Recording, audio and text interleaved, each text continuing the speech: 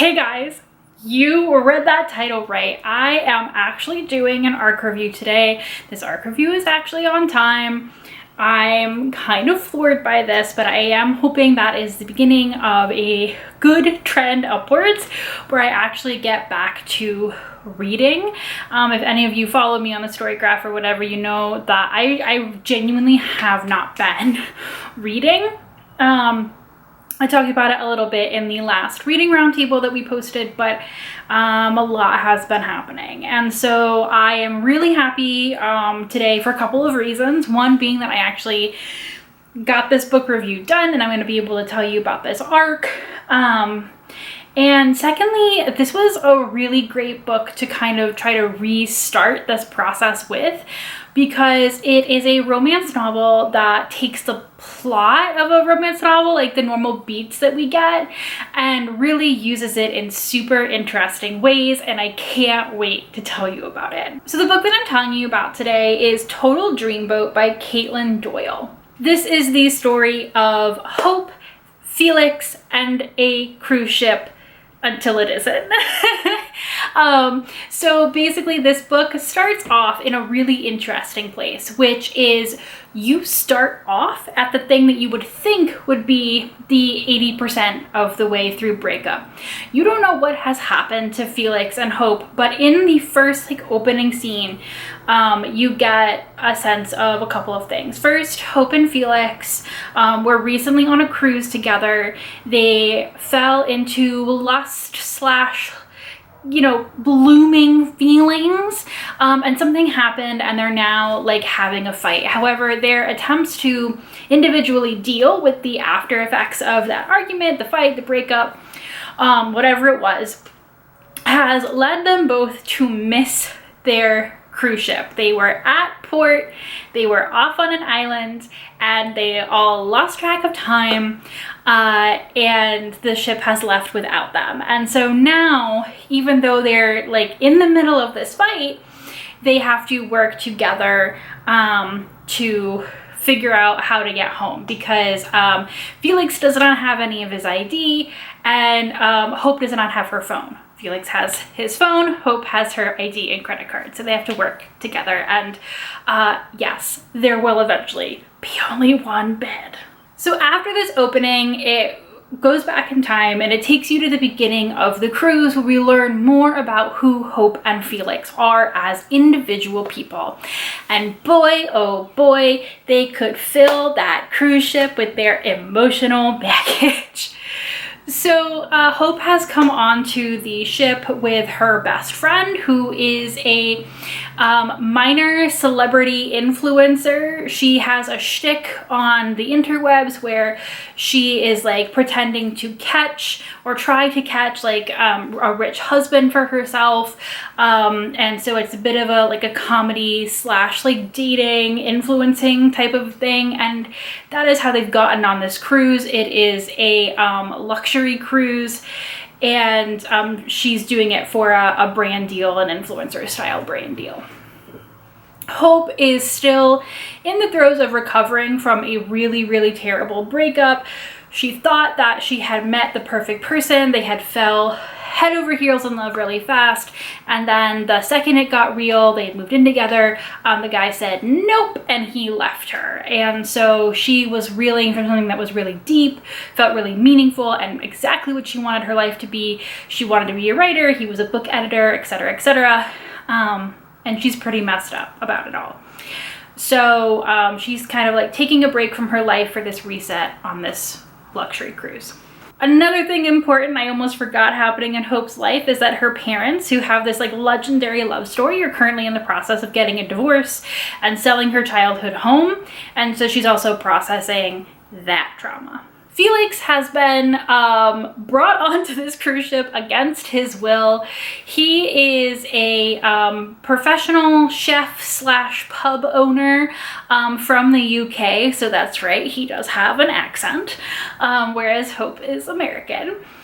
And he is on the ship with his twin sisters, and his twin sisters are younger than him, but their names are Prue and Pear, and that just makes me think of old ladies, particularly dressed like Prue from the Great British Bake Off. But anyway, it is a anniversary celebration with the whole family. So his twin sisters and his parents celebrating one of their parents' big milestone wedding anniversaries.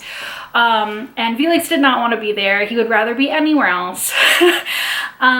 He is recently, he's been sober for 2 years after going into rehab for an alcohol problem.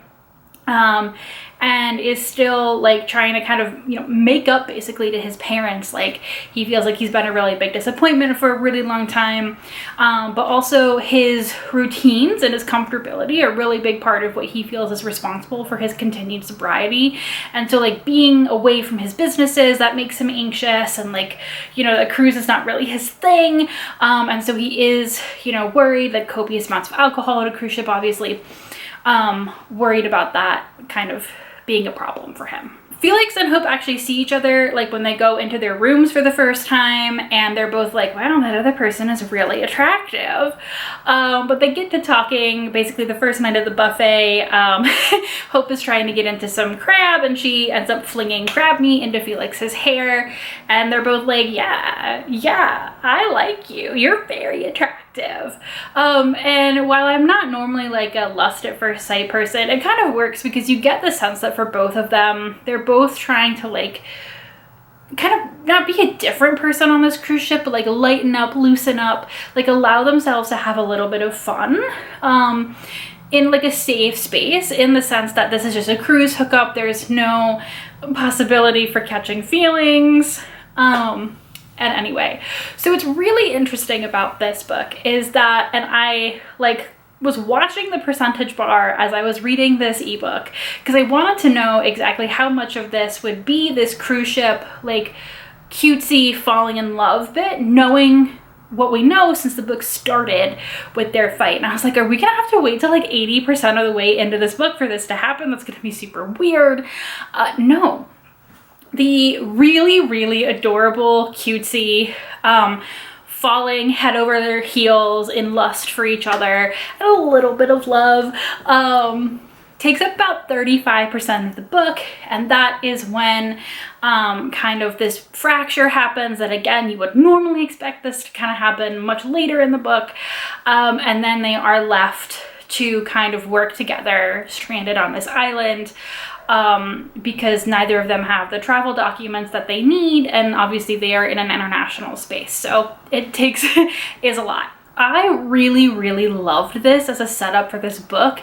It felt like such a good like kind of shuffle around of the usual beats that we get in a romance novel, and it just really made this book feel fresh in a really interesting way. And especially because I haven't been reading for so long, I think that that had a really big impact on how I took this book in, because it felt like not your standard romance novel in terms of the plot beats, even if, you know, obviously it's got a happy ending, all that type of stuff. It just shuffled some bits around, which was really, really lovely.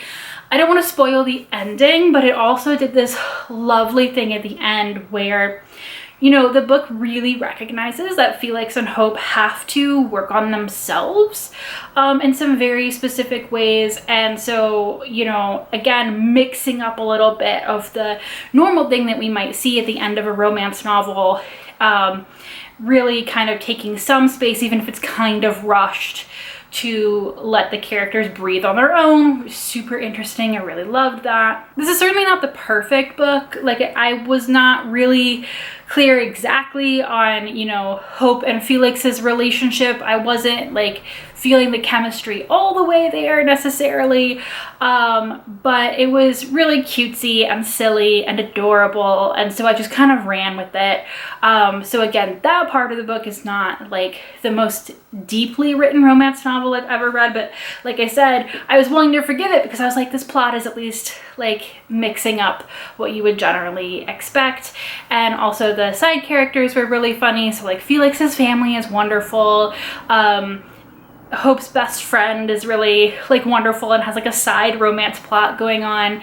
And even like Hope's parents, who are kind of, you know, she's communicating with them over like text and video calls and stuff like that because they're not there. you know, there is a really good depth to this story that made it, since like Hope and Felix weren't 100% for me all the way there, it's really easy to just kind of like look past some things that I might have wished would be better because there's so much else going on in the book.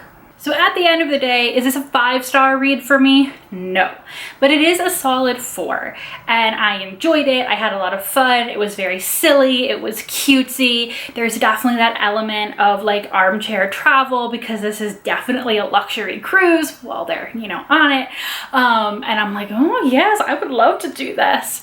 And again, the element of all this other like plot stuff going on. This is this kind of stuff that I really love in a romance novel, where the entire point is not just that like they're kissing, but like these two people who we want to be together are fully fleshed out humans. Both of these humans definitely got some baggage, but I think that the book really deals with it all in a really wonderful way. And in terms of Felix's struggles with sobriety and his sobriety journey, also a very respectful way. So if you're seeing this review the day that I post it, this is an ARC review, so this book is not out yet, but it will be out tomorrow. So you can put in a request for it from your local library, your local bookstore, however it is that you get your books. If you are feeling like a very cute romance novel that kind of mixes up the normal romance plot in really fun ways, this is one that I would absolutely recommend for that. Will I have another ARC review next week? We don't know, but I'm just really happy that, like I said, this is the one that I got back into reading with because it really reminded me why I love to read these novels. I'm a reader first and a reviewer second, and sometimes I think that that shows in my reviews, but I do this because I love it, and I can't wait to fall back in love with reading again, hopefully as I keep going. So hopefully I will see you guys then. Thanks guys. Bye.